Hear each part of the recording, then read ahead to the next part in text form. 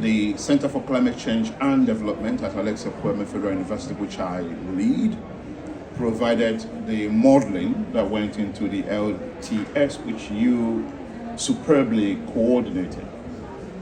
And you're right that we worked very closely together on the Climate Change Act, which created the Council. And more recently, my team and I, led by Nameka, who is sitting there, have also worked on a major scoping exercise reviewing Africa's NDCs and LTS and examining what could be done to enhance their implementability and their alignment. And based on these experiences, we draw at least 5 key points. Number one, it should be noted already that African NDCs have helped to reduce emissions by up to 26% compared to what would have been without the NDCs. And so this is really appreciable. However, all the analytics there show that there is a huge implementation gap in Africa's NDC. So far, we have 53 African countries that have submitted some kind of NDC and 45 that have submitted their 2.0. And Nigeria is actually on the leading part because it's one of the few countries that have submitted the LTS and also have a net zero ambition. However, we find that there are several critical gaps. We have raised 5 key questions that Africans must ask themselves as they prepare NDC 3.0.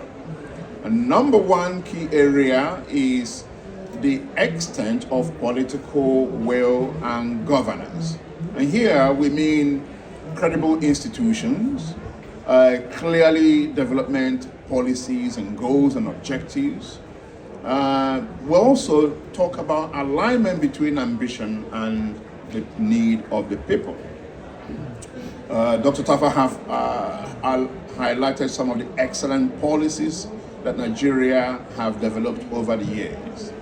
But there remains a huge conflict between some of those policies and the National Development Plan. And so the second question, apart from governance, is the alignment between the NDCs and the LTS with the mainstream economic development plan.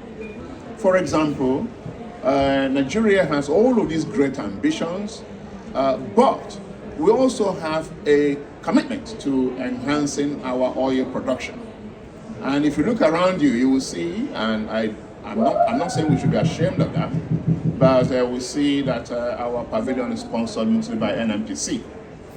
We're talking about energy for today, energy for tomorrow, which is absolutely right. But there is a major conflict in the big documents that are promising and striving to enhance production of oil by between 1.5 to 3 million barrels per day, and the NDC that is promising 45 to 47% emission reduction by 2030. Those two do not align.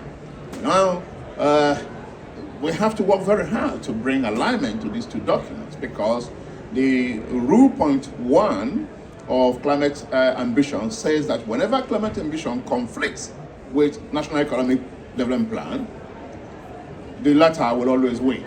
So this is rule 1 of Okereke's, rule 1. Anyway, so we need to work hard to align the two. Number 3 area that we identify to be a major gap is the disalignment between the NDCs and the LTS. So we have done a lot of work and produced a lot of modeling. I have some charts, but there's no time to show you. The work that Eugene led shows that in order to be able to meet the NDC targets, we actually should be aiming much deeper for much deeper cuts that are promised by the NDC.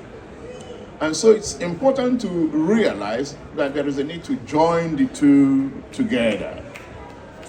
The other area is the understanding that emission reduction should not be pursued as an end to itself. It has to be a means to achieving broader sustainable development goals.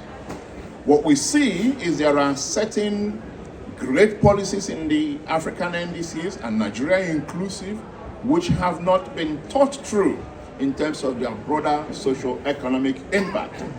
We all clamored and shouted and praised the removal of the fuel subsidy.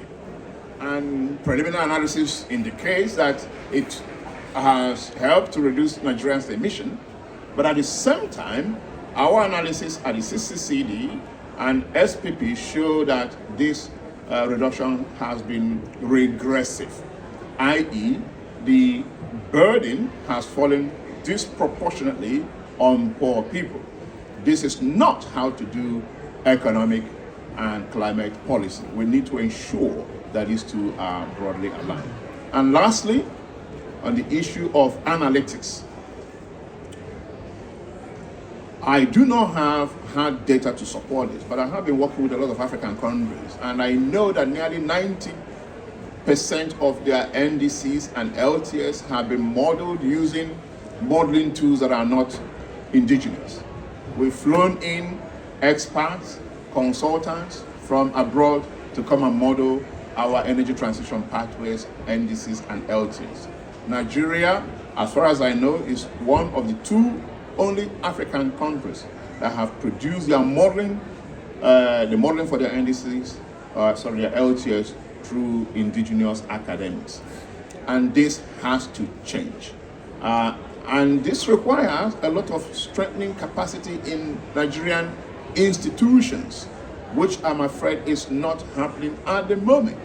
And the DG is not here, but we need to make sure that in future we pay specific attention to harnessing, nurturing, growing, and strengthening capacity in Nigerian institutions, but also bringing them to COP to show what they are doing. Thank you.